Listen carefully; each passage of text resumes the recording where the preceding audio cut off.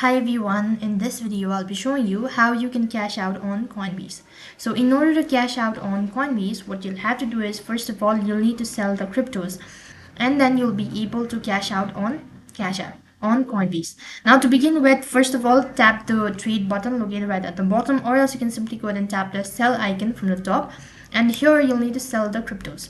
So once you next page, you'll need to select the particular crypto that you wish to sell, and after that enter in the location or the destination or the wallet address where you actually selling it, and click the continue button. As soon as you've done that, you also need to enter in the exact amount of cryptos that you're selling.